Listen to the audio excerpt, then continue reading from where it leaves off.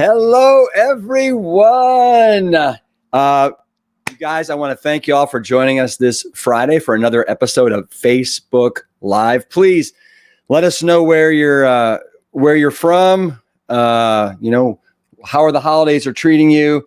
And we got a real special episode for you today. Just when you think it can't get any better, we try and give you more value. So today I have none other, Jessica Hegarty. Jess and I, you probably have seen us do some Snackables episodes, but just to kind of let you know again, Jess is our director of all things around food development and strategy. She's absolutely brilliant, and she really keeps the whole team held to kind of these rigorous nutritional standards. And if we're thinking about putting something in, Jess really, she gets under the hood, she does an insane amount of homework, and then comes back, and then we make a decision kind of together. And Jess was like, Rip, I really want to talk about coconuts. And if you guys probably know, if you've read any of my books, that we're really not a fan of coconut. And we're going to dive into why that is. But Jess really wants to look under the hood with, well, what about, coconut oil and coconut water and coconut yogurt, coconut, cream, coconut bacon. I mean, I'm exaggerating here a little bit, but it's crazy, Jess, to me, how in the last 10 years, they've taken the coconut and they've basically tried to use it for anything and everything. And so, I mean, and most people, I think, are under the mistaken impression that coconuts are healthy. And so you've really unearthed just a gobs and gobs of information that I'd love for you to share with everybody. And you and I will have a natural conversation. And at the end, we really invite any and all of you to throw us your questions. Yeah, please do. Thanks, Rip. And thanks for letting me be able to speak about this today. I have to say, coconut is one of my favorite foods. Taste-wise, coconut is probably second only to chocolate. And so when I first was learning about a plant-strong way of eating, I was like, this is going to be easy. Avocados, walnuts, olives, great. Whole plant foods, awesome. I will just eat my coconut and I'll blend it really nicely into a coconut cream, the whole coconut, and that'll be my whole plant food. And when when you shared with me that actually we kind of steer clear of coconut, that for me was a challenge. There's many things that are challenging for people who are converting to this lifestyle, and giving up coconut was that for me. So I set out to do this research, in all honesty, to prove you wrong. I really wanted you to be wrong about coconut. Why is this the one whole plant food that we recommend people steer clear of? And I went all food lawyery and looked at every single coconut product I could think of, did a ton of research, and came to some conclusions about, which of these products, if any, might be considered a plant-strong food. So I'd love to go through those with you today. I would absolutely love it. So do we have a slide deck that, there we go. Yeah. We have Michael Fleming in the back. He's our producer today, and he'll be helping us go through this slide deck. And Jess, I love the fact that you and I, one of the things we do love doing with coconuts is we love juggling them, right? Three coconuts and you got yourself a juggling feast. That's right. Unlike apples or other fruits, they don't bruise when you drop them. They're great. No, they don't, do they? Yeah. So Rip, again, why is coconut the only plant food we advise people to stay away from? Nuts are okay. Dried fruits in moderation, also okay. Why no coconut? Why is it the forbidden fruit of Plant Strong? And it's really two words. You know where I'm going with this. Why? 2 words. What are they? Saturated. Fat. That's right. So let's do a quick review. I think we all kind of know that saturated fat is not the best thing for your body. But why is that? So saturated fat in the short term, if you eat one meal with saturated fat, you're going to see more fat in your blood. And you might even feel it. Like for those who have been living a plant strong lifestyle, like you, Rip, I bet if you sat down and ate a curry, you would feel sluggish and groggy, and you would feel it, right?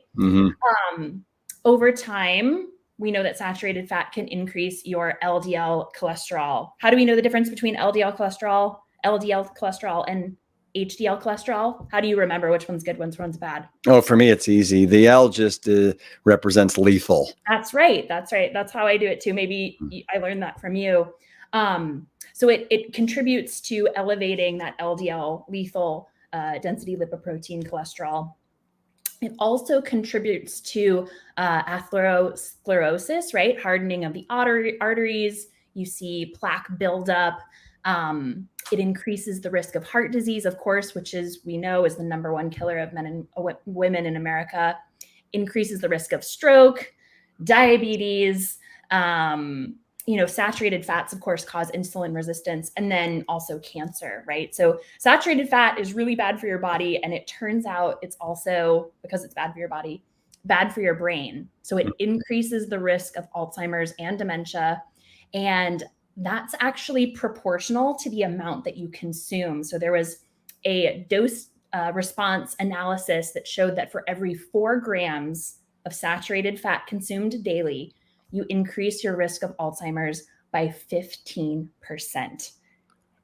Yeah. No, that's absolutely, it's staggering. And to me, the thing that's also staggering is just how there's so much misinformation right now around saturated fat, because you have these camps, like obviously the paleo, the keto, and the carnivore camp that are trying to say that saturated fat is your friend, and which I don't understand, because to me the science is pretty darn definitive that we have, as human beings, we have no requirement for saturated fat. The only fat we really need are the polyunsaturated omega-3s and omega-6s that we have to get from food.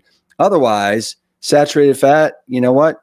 I mean, leave it alone. I mean, look at what you just went through, Jess. I mean, 1, 2, 3, 4, 5, 6 things that increase your chances for chronic Western disease. Not right. Good.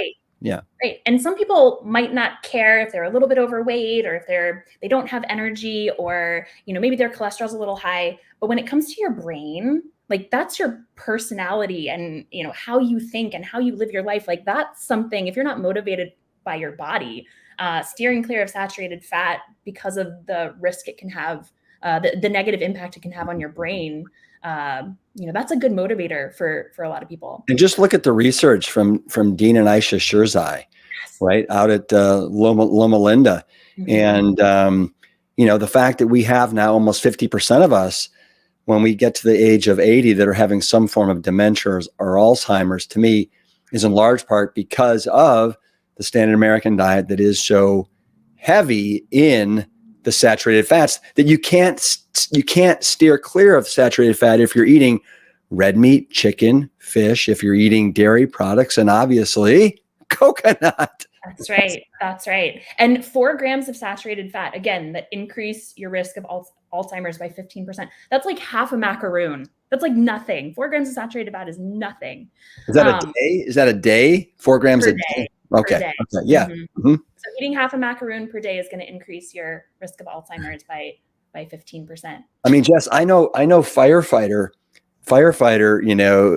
I used to work with that were doing shots of coconut oil before breakfast, before lunch, and before dinner because they thought it was healthy. Oh yeah. Gosh, Ooh. It's painful. Scary. Well, Rip, as you alluded to, the most common sources of saturated fat are, of course, animal products. So that's where, people, the average American who's consuming a ton of saturated fat, they're coming from things like cheese, beef, processed meats. If you're eating bacon every day, or you're eating even a piece of cheese every day, you're going to be getting those 4 grams. One small serving of cheese is between 5 to 6 grams of saturated fat. And who eats just one serving of cheese, right? If you're eating cheese, you're probably having more than that. So it's quite surprising that every little bit really counts. Mm. So of course, I pulled together some information about the amount of saturated fat in a variety of animal products. But the big thing is there's a ton of saturated fat and zero fiber. So we know that saturated fat increases cholesterol, but fiber brings it down. So if there's some fiber to offset it, that can really help. One of the things I'd love for you to do for people that are just listening is just kind of go through and share some of those saturated fat numbers with each food group. Sure. So I have a graph in front of me that has 100 grams of typical foods that you would see in a standard American diet. So we've got 100 grams of cheddar cheese, which is about 3 servings of cheese, is going to have 400 calories, 21 grams of saturated fat, and zero fiber. Filet mignon, right? A nice fatty piece of beef, 100 grams is 1 serving. You're going to get 270 calories, 7 grams of saturated fat, again, 0 grams of fiber. So, it's quite disturbing. Even a glass of whole milk is 240 grams. So you're going to see 5 grams of saturated fat and 0 grams of fiber. So it's really easy to get that saturated fat if you're consuming animal products. It builds quite quickly. But as we know, there are plant foods that actually contain saturated fat. So I put together a list of those as well. Again, all measurements are in 100 grams so that we can compare apples to apples. 100 grams of fresh coconut, which is a serving. It's 2 inches by 3 inches, about half an inch thick. That's 350 calories, 30 grams of saturated fat. Mm-hmm. That's a ton. And yes, there's fiber. There's 9 grams of fiber in that. But is it enough to offset all of that saturated fat? I'm not so sure. Rip, what else do you want to call out here? I think it's interesting that cashews are one of the nuts with the highest saturated fat content. So 100 grams is like 3 servings of cashews, and you're going to see 8 grams of saturated fat, 4 grams of fiber. Yeah. Most nuts typically sit about 15% of their calories are coming from saturated fat. Same thing with avocados. One of the things on this chart that I find really amazing is the coconut oil, right? So if you have 100 grams, you're going to take in 860 calories and 87 grams of saturated fat. So it's really crazy. The other thing that's kind of surprising is nutmeg there on the far right. Yeah. Nutmeg has an unbelievable amount of saturated fat. Who knew? And nutmeg, you're only using a sprinkle for even, the most nutmeg heavy recipes. So I'm not worried about that. I just thought it was interesting that it has saturated fat. Yeah. I wonder if it's related to coconut. Maybe it is. And then of course, unfortunately, you've got the 70% dark chocolate that is 575 calories for 100 grams and 27 grams of saturated fat, which is one of the reasons why, with dark chocolate, chocolate in general, you got to leave it for special occasions. Totally. And chocolate is the #1 craved food in the world. So yeah, that's a hard one for a lot of people. I do know that there's defatted cacao powder out there that you can buy. So if you have a chocolate fix, sprinkle a little of that on a date with a piece of walnut. That might be a good alternative for somebody who's craving chocolate. I saw a question come up and somebody was asking if we are saying we shouldn't eat avocados, walnuts, things with low levels of saturated fat and high levels of fiber. We're not saying that at all. Avocados are great. Walnuts are great. We do advise, because they are calorie dense, for people to consume them in moderation. We're not suggesting that you go eat 2 whole avocados for lunch, which is what somebody on a keto diet might think is healthy for you.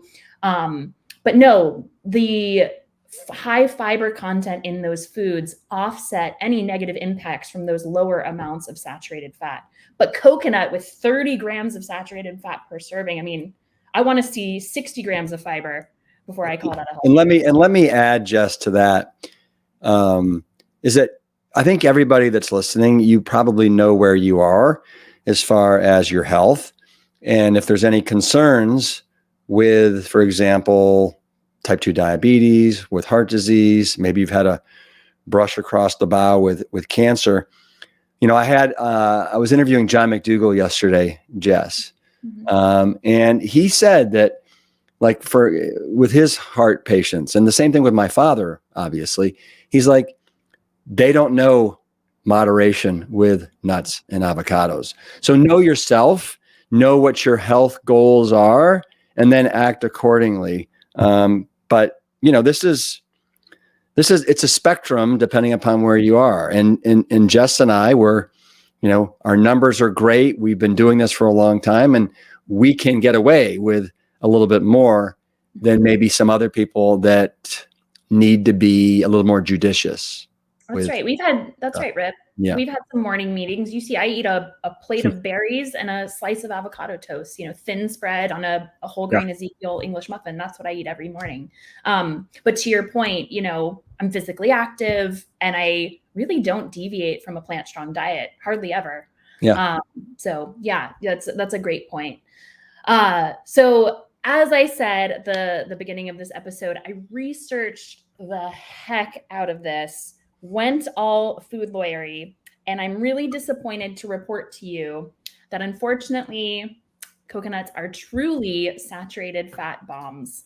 And I'm going to steer clear of them generally.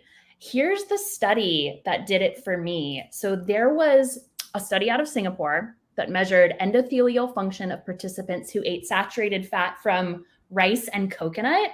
There's a local meal there called nasi lemak, which means rice with fat. And we know that the fat is coming from coconut.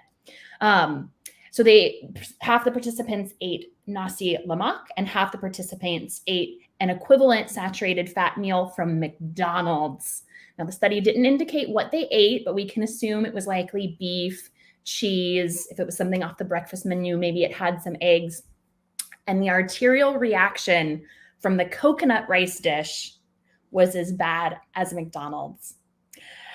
And after that, I can't keep my head in the sand, right? Yeah. I can't have this information about curry and eat it too. You know what I mean? Well, and when you put it that way, it's like it has the same function on your endothelium that a McDonald's, you know, Happy Meal or unhappy meal would have. That's kind of enlightening, and maybe we should heed that, you know.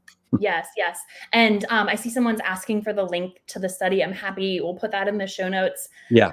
You'll probably do like I did and open up that study. Let me look at it with a fine-tooth comb and let me tell you what I found. Again, I dug deeper. So the regional variation of nasi lemak, how it's consumed in Singapore specifically, it's often served with eggs, anchovies, fried chicken thighs, peanuts, all of these other animal-based foods that are high in saturated fat. Michael, if you want to go to the next slide, I actually Googled nasi lemak Singapore, and I couldn't find a single picture of it without some animal-based accoutrement. So is that study giving us some useful information? Hard to say. I think until more research is done, there's not definitive evidence that the saturated fat from coconut is as bad as the saturated fat in animal products, but there's definitely not proof that it's better for you. So in the meantime, my philosophy is better safe than sorry. There are plenty of other foods out there. But I will counter that, Jess, and say that, you know, a lot of the paleo people will say, yeah, but the saturated fat in coconut is coming from these healthy medium chain triglycerides that react differently in your body. The lauric acid, you know, performs in a way that, I don't know, is healthier. And let's just let's just give them that. Okay. Sure. Well, but that lauric acid actually comprises like 46% of the saturated fat that's in the coconut. Mm-hmm. The remainder is coming from the same kind of long chain triglycerides, unhealthy fats that are in pork, that are in, red meat, you name it, cheese. So, and you just showed that slide before, how many grams of saturated fat there are in coconut oil, all that stuff. Mm-hmm. And so to me, it's like, I think it's pretty definitive. I think we know the answer. I really do. Don't, because here's what I worry. If you tell people, but it's not definitive and it might be, and they're gonna be, oh, good, you've just given me permission to eat all I want. That's great. Well, yes. And thank you for spelling that out, Rip. Yes. But I had to be unbiased. I wanted to share all of the information here. But yeah, that's a great point. And Rip, I'll share with you, I'm actually grateful for the lack of information I had at one point in time. I used to drink an MCT oil coffee every morning. Do you remember butter coffees? You used to be able to get them at Whole Foods. Oh yeah, David Asprey. Oh yeah. Yeah, they were expensive. They were delicious, and they were terrible for you. My cholesterol, even though I was otherwise eating pretty healthy, was 300, and I started eating a whole food plant-based diet because my cholesterol was so high. And my cholesterol came down 100 points, and I haven't looked back since. So I'm glad for that period of my life where I was having that coconut consumption every day, and glad it's over. Yeah. Good. You've moved on. I've moved on. So let's dive in. As I said, I did a systematic deep dive into coconuts and all the coconut products you can think of. And there might be some that would qualify as a plant-strong food. So do you want to walk through these with me? Well, yeah, I'm really curious. Okay, great. So first one, I'm doing coconut oil because I think that one's really obvious. No, it is not a plant-strong food, but it's one of those questions that I get asked a lot, and I assume you do too, right? Sure. What's the healthiest oil? I know all oils are bad, but if you're going to pick one, what do you recommend? Coconut oil? And as you correctly pointed out, 100 grams, Michael, if you could go back just one more, 100 grams of coconut is actually, of coconut oil is 87 grams of saturated fat. It's crazy high. So coconut oil being positioned as a health food, I think you've said this phrase, the greatest lie the devil ever told. And it's very bad. It's essentially the same as butter when it comes to fat in your blood. So let me before we go to the next slide, I just want to put in my 2 cents here as well, because I just want to reiterate to all of our listeners today that all oil is junk. And coconut oil in particular just promotes, with all this saturated fat, promotes that inflammation in our body. And I just want to cite, there was a great interview in the New York Times with Dr. Alice Lichtenstein. She is a professor of nutritional science and policy at Tufts University. She also, Jess, you'll appreciate this, she's the vice chair of the federal government's Dietary Guideline Advisory Committee. And she said that, yes, despite all the hype around coconut oil, there's virtually not one stitch of data to support the hype. So it's just hype. And there's so much hype around it that it makes you dizzy, but it's just noise and hype. Don't fall for it. What a great ad, Rip. Thank you so much. And I'm happy to hear there's additional sources of validation besides research studies, right? Other people talking about this. Yeah. So knowing that, I will say coconut oil is a staple in my household. It's a staple for my household. So we keep it around because it's great for your skin. And there's a lot of you haven't noticed there for a second. Yeah, no, it's keep it out of the kitchen, but it's okay in your bathroom, right? It's I use it as a moisturizer. You can use it as like a little bit of lip balm in really small quantities, as something you can run through your hair to reduce frizz. I also use it as a shaving cream, and I'll say anybody who's doing that, make sure you wipe down the bathtub afterwards. You don't want to make it super slippery. And my favorite application of coconut oil is as a chemical-free makeup remover. So ladies, if you're using, something with chemicals in it to wipe away eye makeup, make the change. Paper towel and some coconut oil. It's going to be great for your skin. And yeah, I absolutely love it. So takeaway, use it on your body, not in your body. And I know that there are a lot of healthy dessert or healthy recipes out there. You see it a lot in baked goods.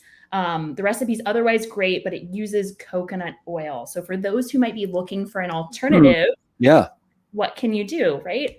My recommendation, you probably know this, is applesauce. We always keep one of those little 6 packs of unsweetened applesauce cups in the cupboard. So we're ready to modify a recipe and avoid all of that those extra processed oil calories and that saturated fat. And if you don't have applesauce, I want to empower these people who are making recipes. You can use a 1-to-1 volumetric equivalent of many other types of blended fruit. So mashed banana would work great. Blended prunes is also a cult favorite among whole food plant-based bakers. You could also use a smashed avocado if you were doing something savory. So again, you can use it if it's requesting 1/4 cup of coconut oil, put in 1/4 cup of blended prunes. It's gonna be great. And this time of the year, another thing that works well is pumpkin puree. Oh, good idea. What a great idea. Yeah. Good call. Good call. Yeah. And you mentioned that it's great. It's a great makeup remover for the ladies, but there's some men that use makeup as well. Yeah, that's true. That's true. It's funny. Whole Foods started selling towelettes covered in coconut oil, like single-use towelettes covered in coconut oil. But yes, men and women can use those alike. Yes. Absolutely. All right. What's next? Coconut extract. So Rip, we've talked about this before. I've seen it in some Plant Strong food demos with Jane and Anne. Yep. I also am okay with extracts in our kitchen. You're going to find vanilla extract, almond extract, coconut extract. Those are the main 3. But I want to be clear. We believe it to be a plant strong food, but we are talking about extracts, not flavors. So vanilla flavor, for example, is a synthetic, man-made chemical compound called vanillin that mimics vanilla taste. So vanilla extract, on the other hand, is just vanilla beans and some sort of carrier like alcohol. And because extracts are a concentrated product, I would be sure to try to find one that's organic, that doesn't have any extra ingredients, particularly added sugar. I see a lot of extracts out there with corn syrup or agave or natural flavors. We don't need any of that. And I had a hard time finding a brand that checked all of these boxes. So my recommendation is to make it at home. And I think that would make a great holiday gift if you're looking for something to give away to neighbors. We're going to post a link in the show notes to a recipe that uses vodka, which is the alcohol-based carrier, and fresh coconut. You soak it for, I think, 5 to 7 days. And it's good to go. So I'm not implying that vodka is a plant-strong food. No, I'm just amazed that you're recommending people make their own coconut extract. Oh, it's so easy. Shredded fresh coconut and then pour in the vodka. Let it sit for 5 days. That's all you need to do. But yeah, of course, when you're using it in small quantities and you're baking it, most of the time that alcohol is gonna be cooked out of it. So takeaway, yes, coconut extract's a plant-strong food, but considering the fact that most brands have ingredients that are not so savory, I think it's best to make your own. It's my recommendation. Okay. All right, what do we got next? Oh, this looks dangerous. Danger, Will Robertson, danger. It was hard for me to research all of these coconut products without craving coconut, Rip. It was so strange. But yeah, coconut milk, the stuff that makes curries so delicious and irresistible. One serving of unsweetened coconut milk has 11 grams of saturated fat. That's more than half of your daily value in a meager 1/3 cup. Yeah. Yeah, I think it's the American Heart Association and others recommend that your upper limit of saturated fat for the day should be about 7% of your calories. And think about that. That's 11 grams right there, you said? Is it 11? 11. So I'm assuming that you multiply that by 10 because there's 10 calories in a gram. So that's 110 calories right there. Yes. And I think those national guidelines are generous. Because they know that people aren't going to eliminate all animal foods out of their diet. So there's probably some influence happening to keep the daily recommended value of saturated fats high. But yeah, that's a great call out, Rip. And, I was just talking about coconut milk with those stats. I'm not even talking about coconut cream, which is typically used in a lot of restaurant food. It's more concentrated coconut milk. So it's going to have 2 to 3 times the saturated fat. Even the light version, have you seen those cans of coconut light? Mm-hmm. So that's like the lowest fat option. It's still going to have those 4 grams of saturated fat per serving, which is about 20% of that daily value, and no fiber. Yeah. Yep. So takeaway here, coconut milk, it's concentrated saturated fat without any fiber. Definitely not a plant strong food. So yeah, let's talk about some alternatives though. I think it depends on the application. If you're looking for an alternative to coconut milk that might be plant strong, I know Anne's trick that we love so much is soy milk, which is a plant-based milk that has higher fat content than some alternatives, and a little bit of that coconut extract. You're going to get the fatty mouth feel with that coconut flavor and a little bit of sweetness. I think that's a great option if you're making a curry.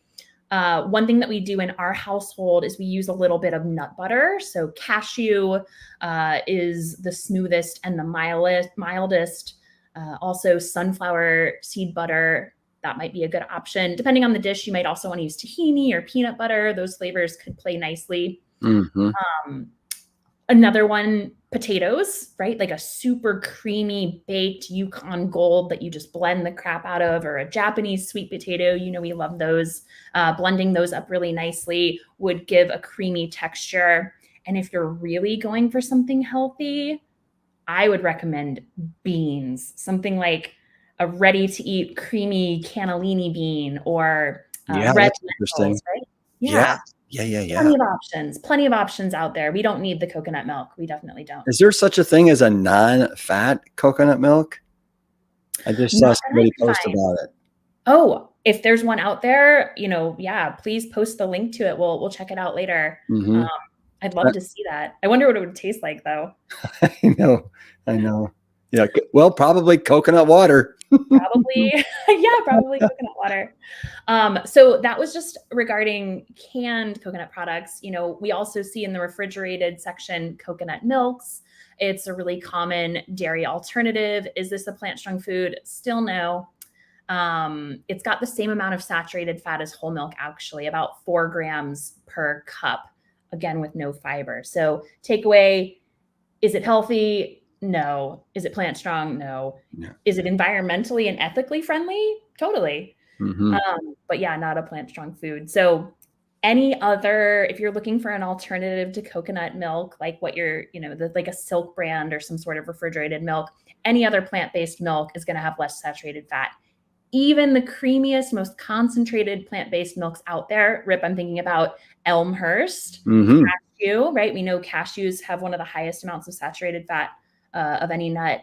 They're going to have significantly less saturated fat. I think they have like 1.5 grams per cup versus coconut milk with 4. So plenty of other options. And Jess, what about, I would imagine this carries over also into coconut yogurts that are also pretty popular. Great point. Yes. Thank you. That's right. Those are so often loaded with sugar and other strange gums, emulsifiers. I didn't even look into those because they've got the added sugar. They've got those strange ingredients and they have the fat. So coconut ice cream, coconut yogurt, I haven't found an option out there that I would consider to be plant strong. Well, you just mentioned coconut ice cream, or I should say, a lot of plant-based ice creams are using coconut as their base. That's right. Right? To get that that mouthfeel, and it's very similar to cow's milk. Mm-hmm. So check that out. And if the saturated fat is leaping off the page and it's more than 4 grams per serving, then I can almost guarantee you got some sort of coconut cream or milk that's the base for that ice cream. Totally. And again, our alternative, if you're craving some ice cream, the magic of bananas, right? Frozen bananas. But yeah, couldn't find any options out there, unfortunately. Let's talk about another coconut beverage, coconut water. But I need all my minerals that are in the coconut water. I need them. I need all those nutrients. Oh my gosh, Rip, that's exactly right. That's the argument. So first off, I'll just throw it out there. It violates the plant strong tenet of don't drink your calories. We know that. Yeah. But to your point, we see so many instances of the coconut industry grasping at straws to make coconut a health food and positioning it as this natural Gatorade is one of those. Have you seen Idiocracy? Do you remember that movie? Have you seen it? I've heard of it. I have not seen. No. It's they have everybody's drinking. There's this green beverage that comes out of water fountains. It's in toilets. It's this electrolyte beverage. And then whenever anybody questions it, they say, "Oh, it has electrolytes." Right.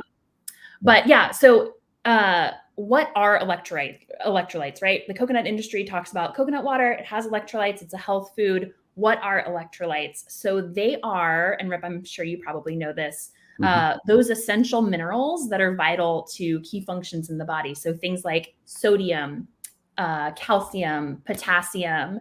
And yes, coconut water does have some of these minerals. It's actually really high in sodium and potassium. If you look at the back of a coconut water label, you'll see it has more than a 1-to-1 ratio of sodium. I was really surprised by that. So of course, across different brands of coconut, you're going to see some variation based on, the variety or the region or the dilution. But the average off-the-shelf coconut water has approximately 40 calories and 60 milligrams of sodium per cup. Isn't that surprising? 40 calories per serving, huh? Yeah, and 60 milligrams of sodium. That's a 1 to 1.5 ratio. That's pretty high. Yeah. So I would imagine most of those coconut waters are what, 2 to 2.5 servings per bottle? Yes. Yep. So you're probably drinking right around 100 calories for each one of those. That's right.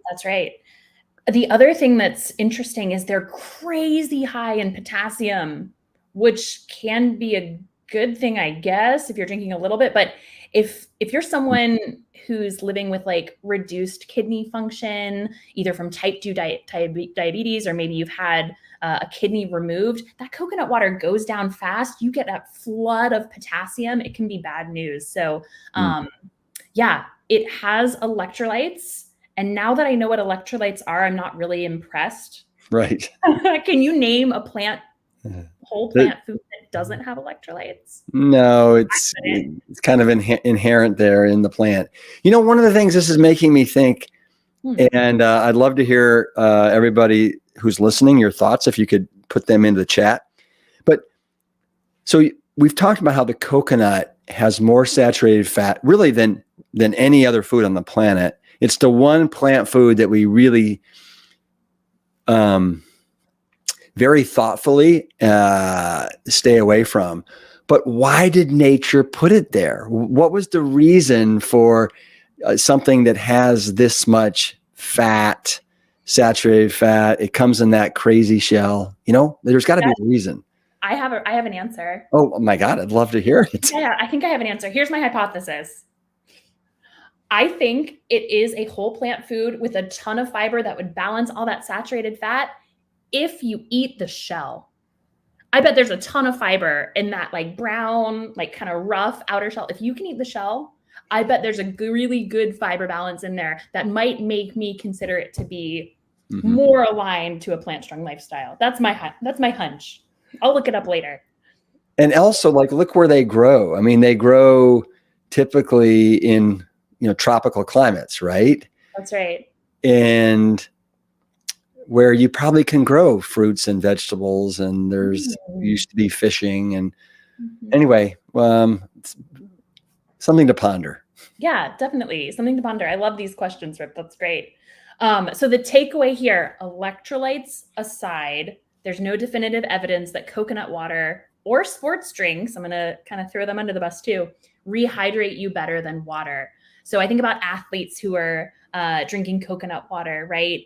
They really care about rehydration. And why do athletes care about rehydration? For performance, right? They believe that if they can rehydrate, they can recover faster and thus have some sort of competitive edge. But Rip, I want to tell you something. So studies funded by coconut water companies couldn't prove that they improved performance.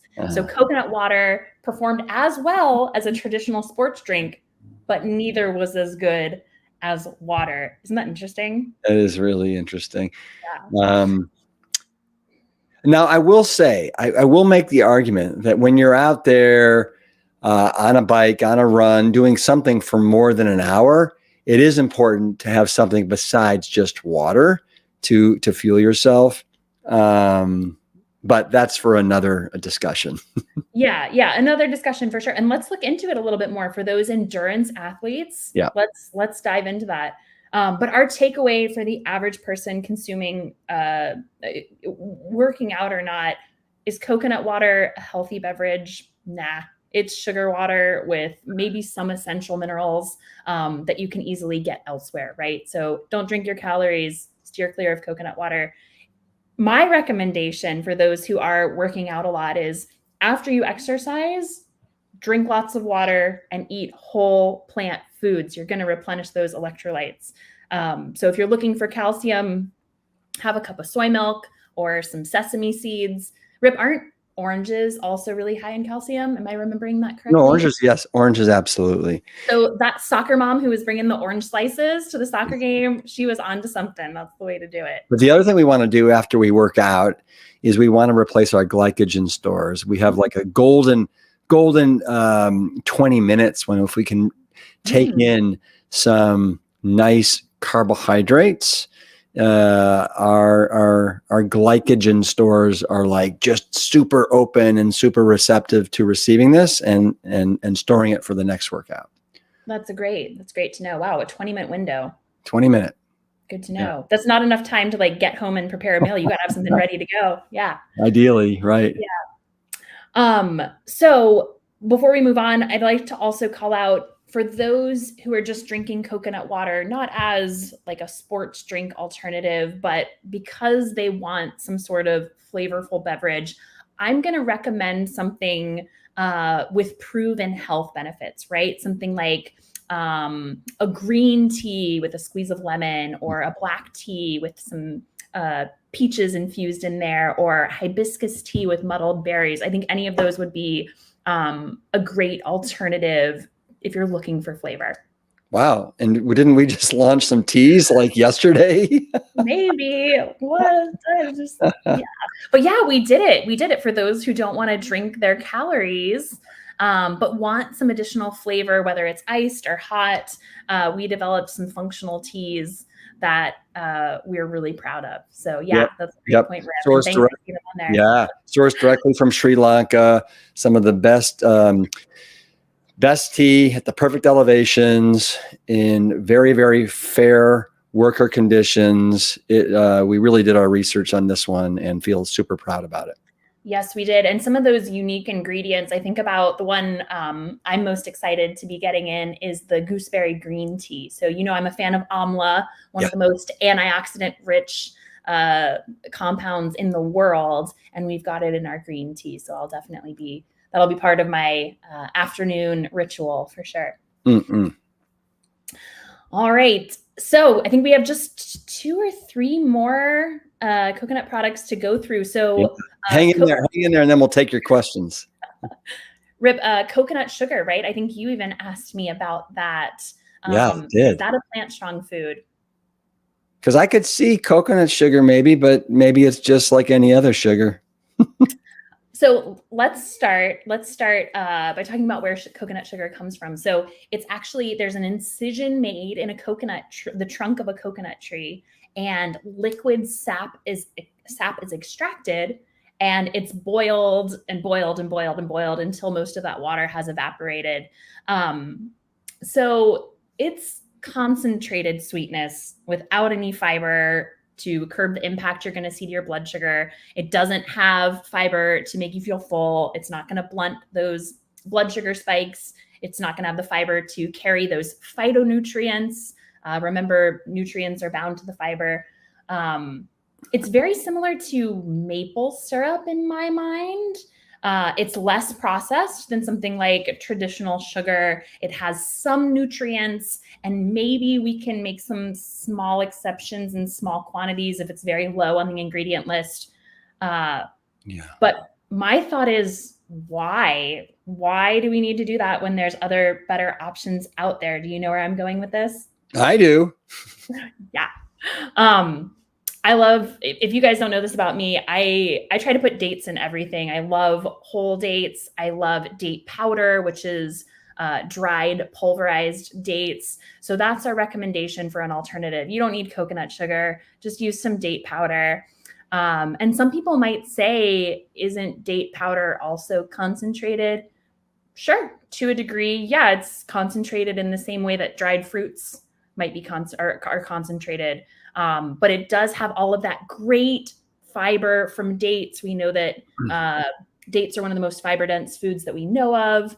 Gram for gram more fiber than broccoli, blueberries, some kinds of beans. And it has gram for gram more potassium than a banana. So, yeah, that's my favorite. That's my favorite. Oh, yeah. Oh, it's become mine too. Yeah. And I want to point out, if you are purchasing date powder out there, date powder is also called date sugar. There's really no difference. They're used interchangeably. And how you can confirm, if you're unsure, check the fiber. If it's got fiber and then it's showing up in the nutrition facts, even in small quantities, then it's dried pulverized dates. That's how you know. Nice.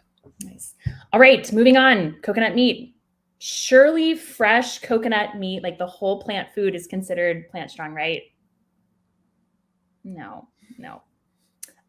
It's better than like a coconut cream because it does have some fiber, but I think you agree, Rip, we still think the saturated fat's too high. So, yeah. And so many people, they want to, add it to their granola, or they want to add to their cereals a little topper. And I just find it's easiest to just stay away from it completely. That's right. So it is a whole plant food. That's true. But is it a plant strong food? No, because of the saturated fat, it's still too high. Not a plant strong food. So I don't know many people who are eating or craving just straight coconut meat, but I wanted to provide alternatives for people for every single one of these products. So if you're craving something that has that crunch and the fat and that slightly sweet profile of fresh coconut, I'd try carrots in like a rich nut-based dressing, or maybe a bunch of carrots and a few cashews, maybe some macadamia nuts too. Those are kind of forgotten, but have a coconut-like texture. That should satisfy your craving. So Rip, moving on to our last item here, second to last. If fresh coconut isn't a plant-strong food, then one can probably correctly deduce that dried coconut is not a plant-strong food. Yeah. All those same reasons, same saturated fat, it's got a ton of the water removed. We know that you're increasing the likelihood of overconsumption too, because the stomach receptors aren't stretching and telling your brain that you've eaten enough.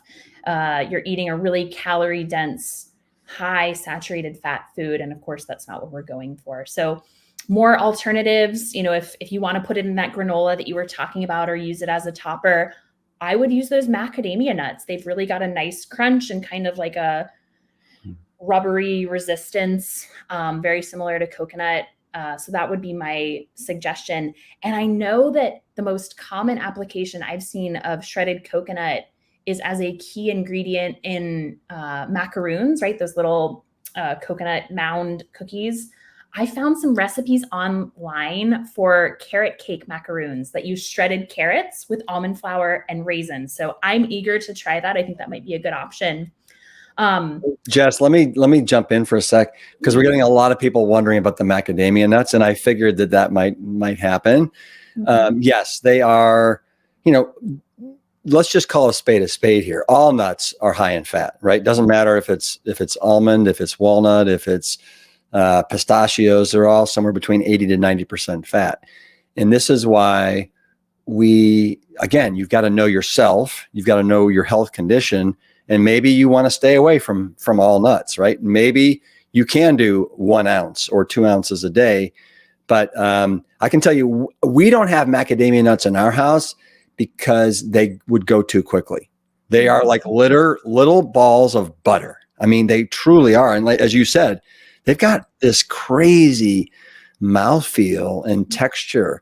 So, in our house, we typically have some cashews, but we usually only have those when we make like a macaroni and not cheese, right?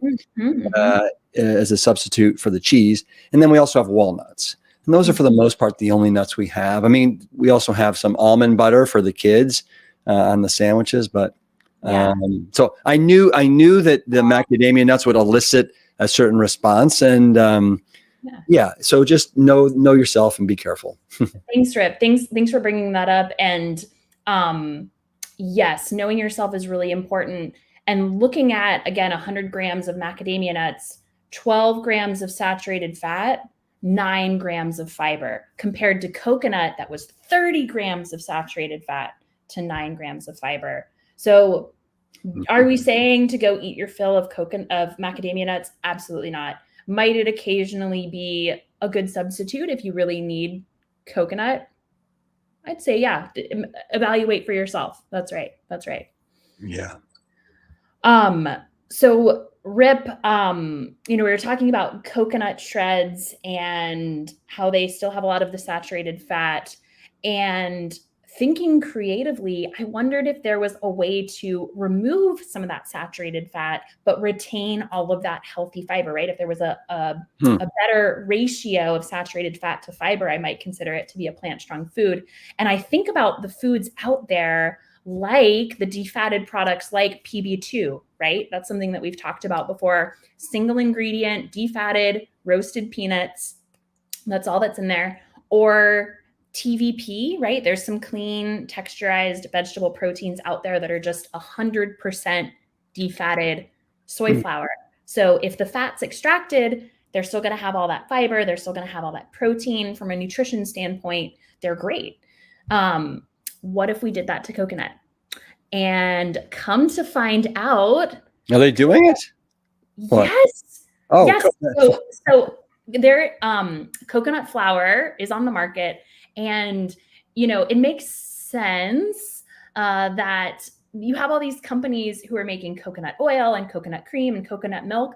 What are they going to do with all that leftover pulp? They've extracted the fat from it. So historically, this was like a byproduct that would go into animal feeds or was simply thrown out. But then some marketing genius was like, I think I can sell that. Yeah. And it's gluten-free. Why not? It's gluten-free. That's right. So coconut pulp has very little saturated fat. It's all been extracted, but it's got a ton of fiber. It's got protein. I was really surprised to see the amount of protein.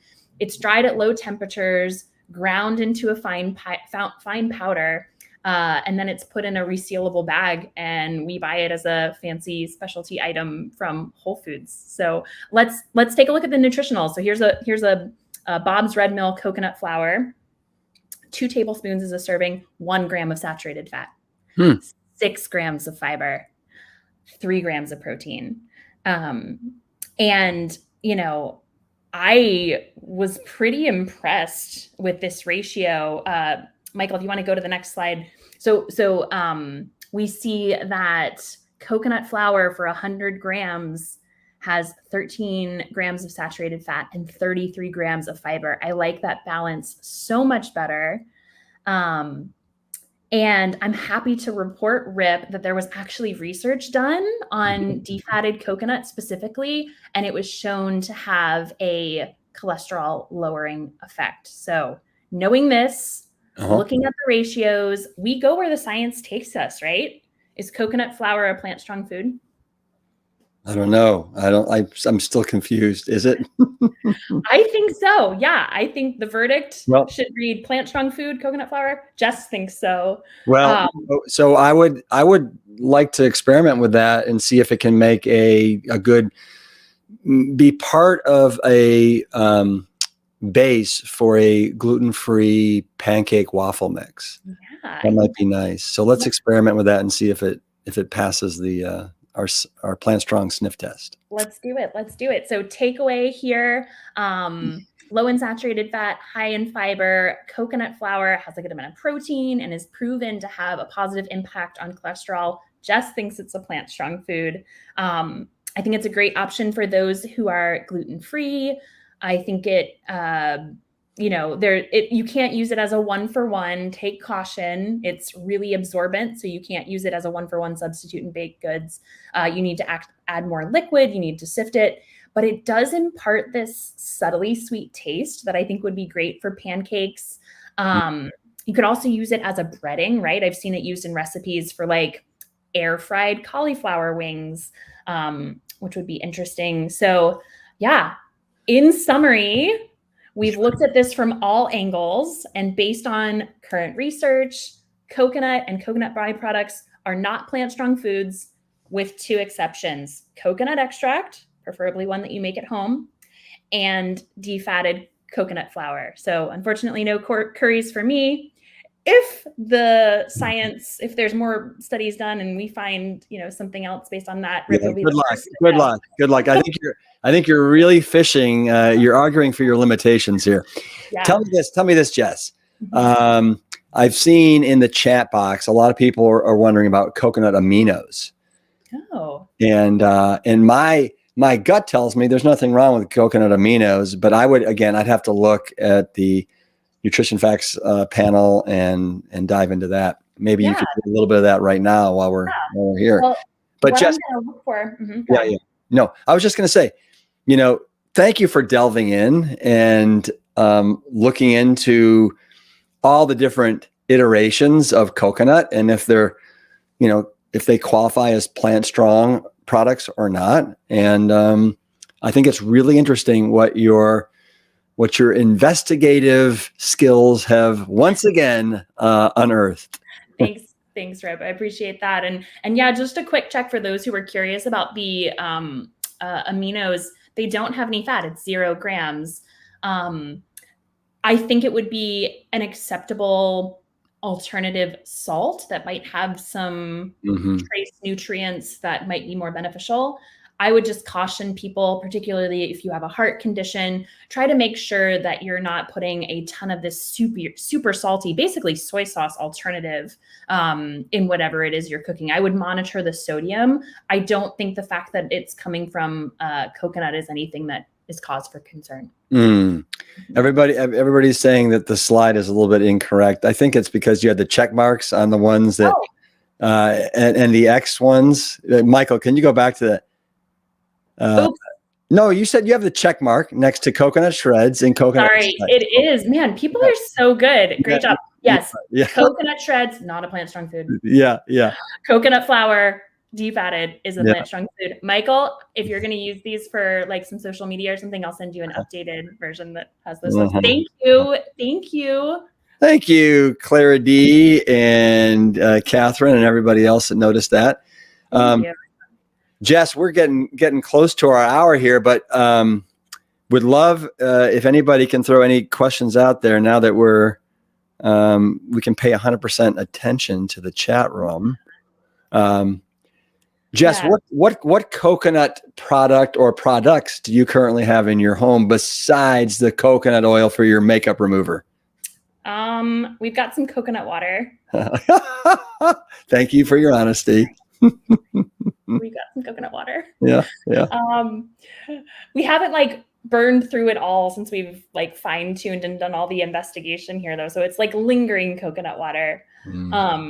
But Rip, as you may or may not know, Evan's specialty is curries. That's what he always made, and he's so good at it.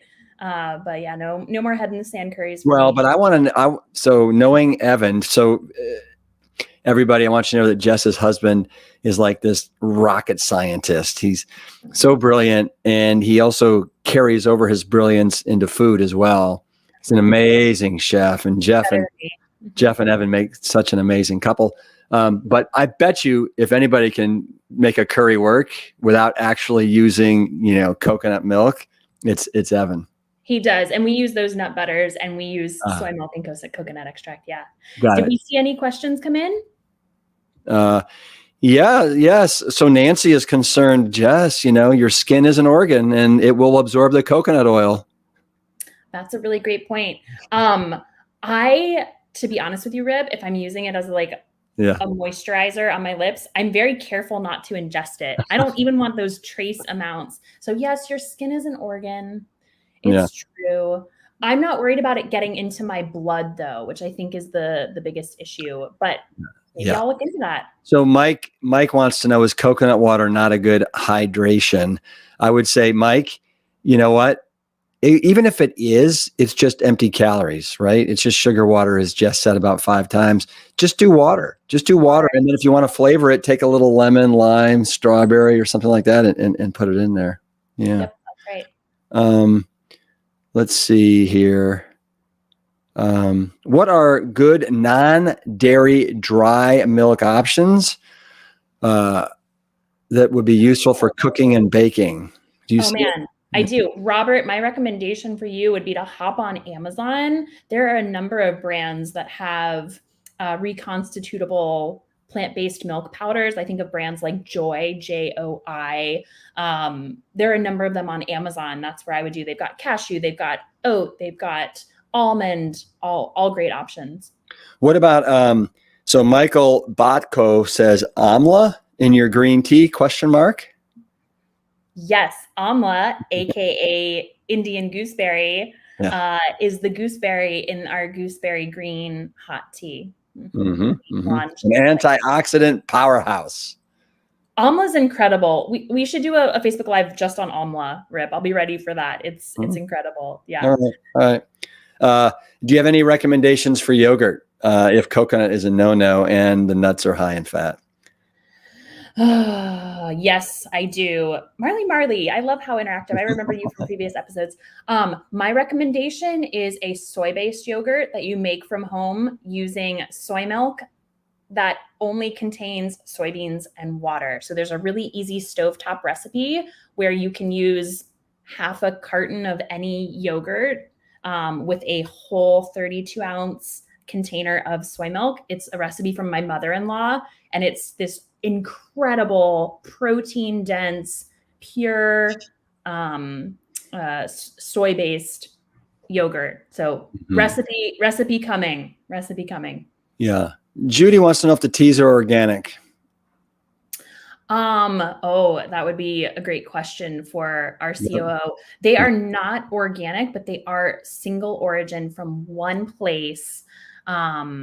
And I think let's and then there's a whole song and dance around organic tea and why it's a little bit of a smoke and mirrors act, and our tea is, again, I will tell you right now, there's nothing like it, and we will share some videos online where it's sourced, and so you guys can understand the extent to which we have a tea that is unlike any that's out there.